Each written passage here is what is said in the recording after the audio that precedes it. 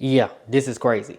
I know I'm a little late to this topic, but I still want to speak on and specifically discuss what I would do differently if I was his CPA. And of course, this is no shade to Quavo or his accounting team. I don't know them. I don't know what they did or didn't do. So I'm speaking from the outside looking in. The first thing I would do is build an accounting team.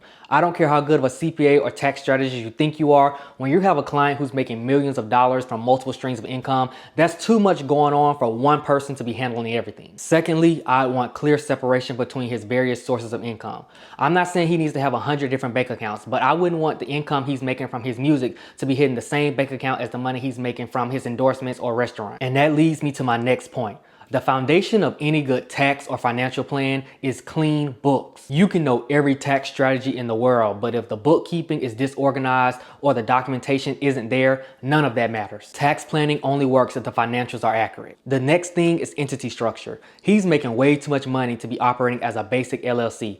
Most of his businesses need to be operating as either an S Corp or a C Corp. No questions about that. One area I definitely make sure he's looking at is real estate and specifically short-term rentals so we can avoid all those passive loss limitations. Because I'm big on compliance, I would make sure Quavo is making quarterly estimated payments throughout the year. A lot of high earners get in trouble not because they can't pay the taxes, but simply because they're just not planning throughout the year. Now, of course, with Quavo's situation specifically, there are so many small nuances and complex topics that, of course, I just can't get into in this one video. But I am very, very confident that this all could have been avoided with just simple planning with his accounting team. Because when you're making that level of income, you need to be speaking with your CPA monthly or at the very least quarterly. But I'd love to hear y'all's thoughts below in the comments.